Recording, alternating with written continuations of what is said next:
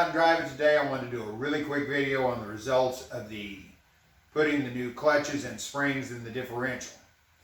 I really didn't expect much to come out of it because it had always spun both tires and done fine in my opinion as far as traction.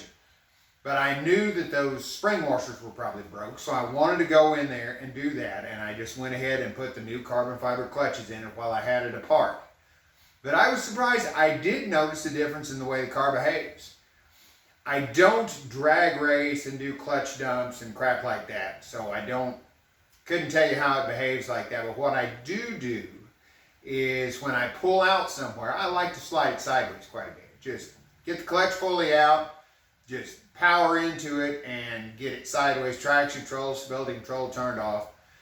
And it usually slides sideways quite a bit, which is telling me both tires are turning.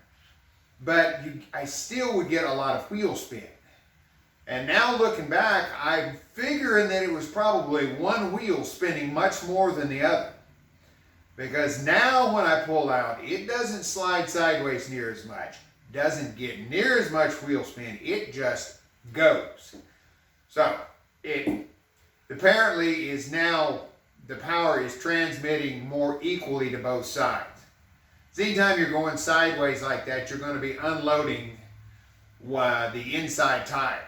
So it was probably spinning more than the one on the outside that's, it's pressing down on it. Now it seems like both of them are digging in and the car is launching.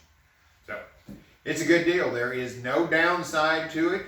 The Lucas oil worked just perfect. Didn't have to add any other additives to it. I went out and did some figure eights and there's no chatter, no problem there. Next time I have the tires off, I'll do a breakaway torque test, see if I can actually get a reading, because if you saw the end of the other video, I couldn't even break it free at all. But now they've worn in, got fully lubricated. Well, they should have been fully lubricated before because I soaked the discs.